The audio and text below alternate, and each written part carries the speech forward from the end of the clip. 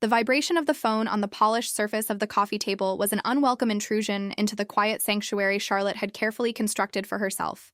For the past 6 months, silence had been her closest ally, a gentle balm on the wounds left by a decade of noise. The house, her house now, was finally quiet. The television no longer blared with sports games she cared nothing for, the floors no longer creaked under the weight of someone else's restless pacing, and the air was no longer thick with unspoken resentments. It was a silence born of absence, but it was, for the first time in a long time, peaceful. She glanced at the screen, her heart giving a familiar, tired lurch at the name displayed there. Ethan. A part of her, the part that still remembered the man she had fallen in love with, felt a flicker of something akin to hope. Maybe he was checking in. Maybe he was sorry. But the other part of her, the part that had signed the divorce papers with a hand that trembled with both grief and relief, knew better. Ethan didn't do apologies. He did declarations. She tapped the screen, and the message glowed in the dim light of her living room. It was short, brutally efficient, and dripping with the casual arrogance she had once mistaken for confidence. I'm keeping the house. Not a question, not a negotiation. A statement of fact, as if he were merely informing her of a decision that had already been made, a battle that had already been won. The words hung in the air, audacious and absolute. Charlotte read them once, twice, a third time. The silence of the room suddenly felt different. It was no longer peaceful. It was heavy, suffocating. Every object around her, every piece of furniture, every picture frame seemed to mock her. The worn armchair where they used to read on Sunday mornings, the faint scratch on the hardwood floor from when they'd tried to build a bookshelf together, the pale rectangle on the wall where a wedding photo used to hang. His ghost was everywhere, and now he was claiming the very structure that housed those memories. A hot, sharp anger, an emotion she hadn't allowed herself to feel in months, surged through her. It was so potent it almost made her dizzy. He wasn't just talking about bricks and mortar. He was talking about the garden she had spent 5 years nurturing from barren dirt into a riot of color.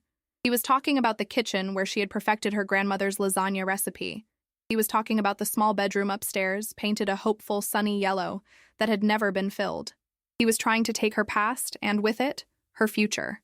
Her fingers hovered over the keyboard, trembling. She could fight him. She could call her lawyer, ignite a war of attrition that would drain her emotionally and financially. She could list all the reasons the house was legally, morally, and emotionally hers. She could remind him that it was her inheritance that had provided the down payment, a fact he conveniently forgot whenever he told the story of their starter home. She could write a novel of righteous indignation. But what would be the point? It would be another battle in a long, exhausting war she had already chosen to leave. Fighting him on his terms was a trap. It was feeding the very beast she had escaped. He thrived on conflict, on the power of wearing someone down until they simply gave up. He was counting on her to be too tired, too broken, to fight back. She looked around the room again. It was just a house, a beautiful, beloved house, but a possession nonetheless. He had always been defined by his possessions. The right car, the right watch, the right address. He thought winning the house meant he had won. Let him think it. She had learned the hard way that true ownership had nothing to do with deeds or titles. A slow smile spread across her face, the first genuine smile she'd felt in what felt like an eternity. It wasn't a happy smile. Not yet. But it was a smile of power, a smile of clarity. Her fingers, no longer trembling, typed out a reply. It was just as short, just as efficient as his. Good luck explaining that to the new owner. She hit send before the rational part of her brain, the part that feared consequences, could stop her. The single blue checkmark turned to 2. Delivered. Then, a moment later, they turned a brilliant, satisfying blue. Red. The 3 dots of his reply appeared and disappeared, a frantic digital dance of his confusion and rage. She imagined him on the other end, his face contorting, his carefully constructed world tilting on its axis. For the first time, she wasn't the one reacting to his chaos. She was the one creating it. She had not only left the game, she had just flipped the entire board. The 3 dots on her screen blinked like a distress signal from a sinking ship. They appeared, vanished, then appeared again, a testament to the storm of fury and confusion she had unleashed with a single sentence. Ethan was typing, deleting, retyping. For a man who always had an answer, who built his life on the certainty of his own opinions, this silence, this fumbling for words, was the loudest admission of defeat he could possibly make. Charlotte watched the digital franticness for a moment, a cool sense of detachment settling over her. She was no longer a participant in his drama, but an observer. She had stepped out of the ring. Then the screen lit up with his picture, the one he'd insisted on using for his contact photo. Him on a sailboat, squinting into the sun, the very image of manufactured success. His name flashed above it. The phone buzzed against the wood, a frantic, angry vibration that was so different from the gentle notification of his text. He was calling. Of course he was calling. A text could be ignored, but a phone call demanded a confrontation, a stage for his indignation. He wanted an audience. In the past, that insistent buzzing would have sent a spike of anxiety through her. It would have been a summons she felt compelled to answer, knowing that ignoring him would only make the eventual explosion worse. Her stomach would be in knots. Her hands would be clammy.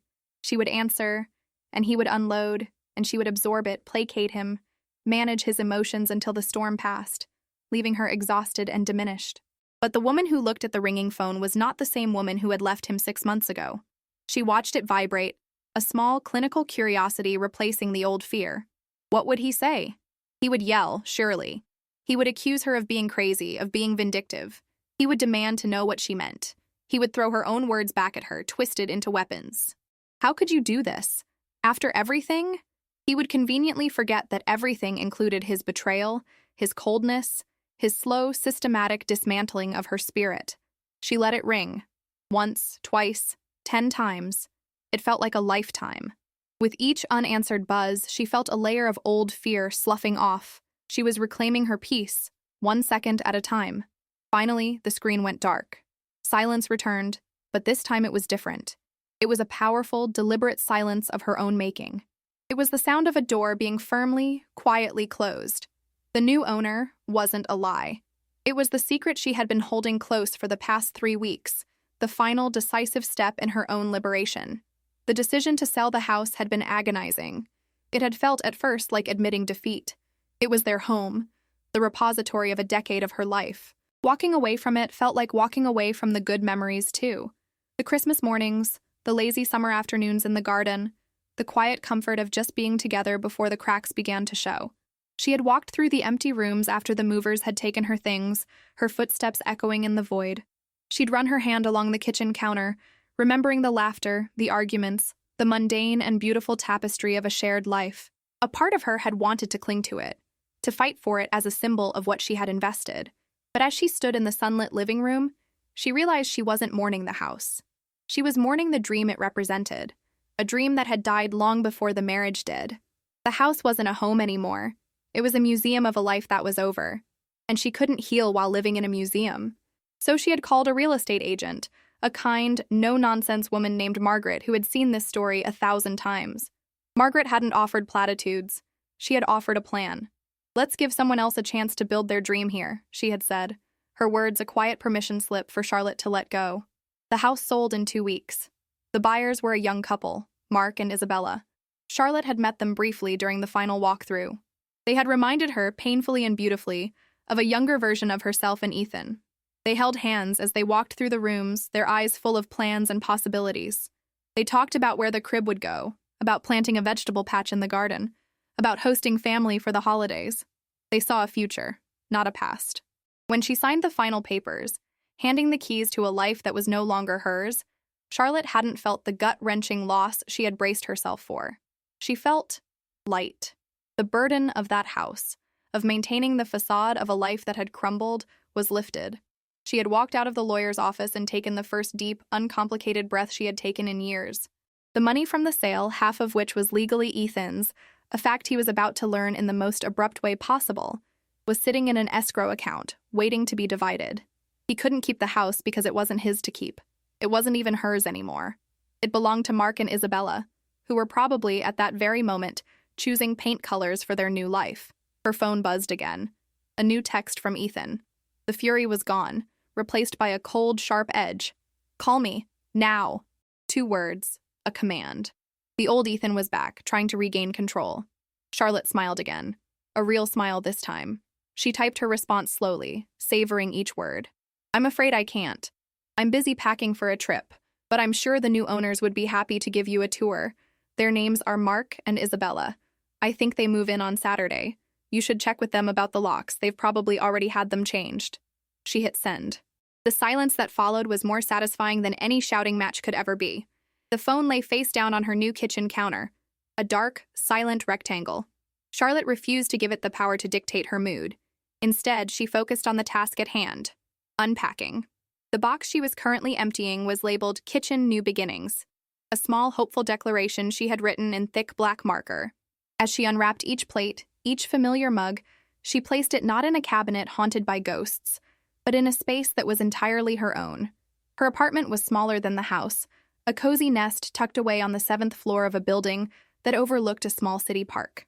It didn't have a garden, but it had a balcony just big enough for a chair and a few pots of herbs. It didn't have a history, but that was the entire point. It was a blank page. The phone began to buzz again, a long, sustained vibration against the granite. It wasn't a call this time. It was a flood, a torrent of messages, one after another, a digital machine gun burst of Ethan's unraveling. She didn't need to read them to know what they said.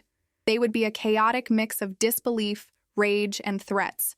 You can't do this. This is our house. I'll sue you. I'll sue the buyers. What have you done? He was a cornered animal, lashing out in every direction, unable to comprehend a world that wasn't bending to his will. She picked up the phone, her thumb hovering over his name.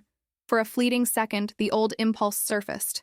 The urge to manage the situation, to smooth his ruffled feathers, to absorb his anger, to keep the peace. It was a deeply ingrained instinct, the muscle memory of a decade spent as his emotional shock absorber. But then she looked around her small, peaceful kitchen, at the sunlight streaming through the window, at the promise of a life that was hers and hers alone. She took a deep breath, held his name down, and pressed block. The confirmation message felt more final than the divorce decree.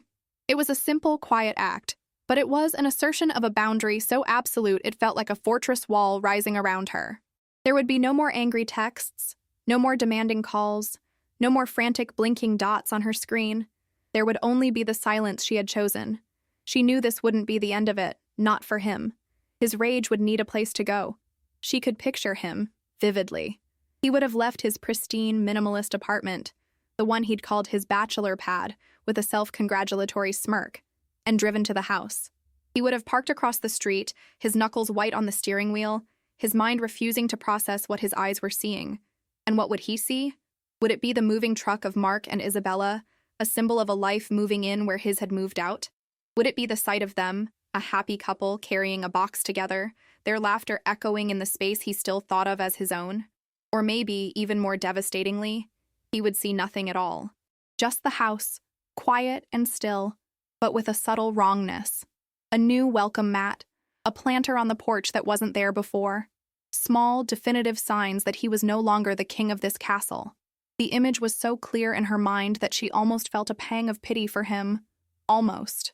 But pity was a luxury she could no longer afford. Pity was what had kept her tethered to him for years, mistaking his weakness for a wound she could heal. His pain was of his own making, the inevitable consequence of a life built on the sandy foundation of entitlement. Her own lawyer had warned her this might get ugly. When he finds out, he's going to be blindsided. David, a man with kind eyes and a weary understanding of marital implosions, had told her, he'll feel like a victim, even though he's the one who created this situation. David had been the one to explain the legal mechanics to her. The house purchased during the marriage was marital property. Her inheritance had been the down payment, but over the years their shared finances had commingled, making it a joint asset. When they had signed the initial divorce agreements, they had left the division of the house to be determined, a loose end Ethan assumed he could manipulate in his favor. He had assumed she would eventually cave and let him buy her out for a pittance, or that he could drag the fight out until she gave up. He never, in his wildest dreams, imagined she would simply sell it out from under him, but she had every legal right to do so, as long as he received his exact 50% of the proceeds. A new email notification popped up on her laptop, which was open on the small breakfast nook. The subject line was from the escrow company. Confirmation of wire transfer. Her heart didn't leap. It settled. She clicked it open. There, in stark, official numbers, was her freedom. It wasn't a lottery win. It was simply what she was owed. It was the capital for her new life, the tangible result of her courage. It was enough to live on for a year without worry, enough to finally start the small online bookstore she had always dreamed of, enough to be truly, completely independent. She closed the laptop. The money was a tool, not a trophy. The real prize was the quiet hum of her new refrigerator, the gentle breeze coming in through the balcony door, and the vast, beautiful, unknown horizon of her own future. She had not only flipped the board, she had walked away from the game and built a new one. A game where she was the only player, and the only goal was to be happy. Ethan could stand on the sidewalk and yell at a house that was no longer his. She was here, 7 floors up, looking out at a world of possibility, and she was finally, blessedly, free. 3 months later, the crisp autumn air was a welcome guest on Charlotte's balcony. It carried the distant, mellow scent of wood smoke and decaying leaves from the park below, a tapestry of gold and crimson that shifted with every breeze. She held a heavy ceramic mug, its warmth seeping into her palms, the coffee inside rich and dark. Her new life was measured in these small sensory details. The quiet hum of her own thoughts, the freedom to drink her coffee slowly, the simple, uninterrupted peace. Her laptop was open on the small bistro table beside her. The next chapter, her online bookstore, had been more than a dream. It had become her reality. It was a modest success, but a success that was entirely hers. Orders trickled in daily from strangers across the country, people seeking stories. She was in the middle of packaging a book for a customer in Oregon, a worn but beautiful copy of Mary Oliver's Devotions. She paused to write a personalized note on a small cream-colored card. "Sarah," she wrote, "I saw you chose this collection. Instructions for living a life. Pay attention. Be astonished. Tell about it." These words were a lifeline for me. I hope they bring you as much light as they have brought me. This was her work now. Not managing spreadsheets for a company she didn't care about, not planning dinner parties to impress Ethan's colleagues, but connecting, human to human, over a shared love for the words that shape us. She was curating comfort, selling solace, and with every package she sent out, she felt like she was healing a small piece of herself. An email notification chimed, a soft, unobtrusive sound. A ghost of an old reflex, a flicker of adrenaline, made her glance at the screen a little too quickly. But it wasn't a threat or a demand. The sender was David, her lawyer. The subject line was simple: final follow-up. With a steady hand, she clicked it open. It contained the expected legal boilerplate, the dry but satisfying language confirming the absolute and final closure of their divorce file. All accounts settled, all obligations met. But David, in his typically thoughtful fashion, had added a personal note at the end. "Charlotte, I also wanted to let you know that the final wire transfer to Ethan's account was completed last month without issue." His lawyer, after a great deal of initial bluster, sent a rather terse one-line email confirming receipt. That was the last we heard. From what I gather, all his threats of legal action against you, the buyers, and even the real estate agency dissolved the moment he was forced to actually review the signed documents and consult with a competent litigator. His position was, to put it mildly, non-existent. Once the money was in his account, he went completely silent. I know this entire process was more taxing than it ever should have been, but you navigated it with a strength and quiet dignity that I deeply admire. It's not often I get to see a client not just survive a situation like this, but truly triumph. I wish you nothing but the best in your new chapter. It is very well deserved. Charlotte read the words twice. All bluster, no substance. It was the most accurate description of Ethan she had ever heard. He had been a storm cloud that threatened a hurricane, but produced only a pathetic drizzle. He had postured, he had raged, he had tried to intimidate her from a distance, but the moment he was faced with a real, unbreakable boundary, the law, he had simply folded. He hadn't been fighting for a home, for their shared history. He had been fighting for a trophy, and when he was offered half its cash value with no effort required, his principles had evaporated. He took the money. Of course, he took the money. A profound and final sense of lightness settled over her, a weightlessness she hadn't realized she was still waiting for. She thought of the house. Out of a detached curiosity, she opened her web browser and typed in the old address. The real estate listing was still there, a ghost in the machine, the images pristine and impersonal under the bold red banner. Sold. She looked at the photos of the kitchen, the garden, the sunny yellow room that had held so much hope. It was a beautiful house, and it felt like looking at a stranger's vacation photos. Then, a new thought, a different kind of curiosity sparked. She remembered the new owners' names, Mark and Isabella. On a whim, she opened a social media app and typed Isabella's name into the search bar. It was a long shot, but she found her. A public profile, a smiling face. And there it was, a post from 2 weeks ago. The photo was of the garden, her garden. Or the garden that was once hers. But it looked different, happier. There were 2 sets of muddy boots by the back door and a small, brightly colored pinwheel spinning in one of the flower beds.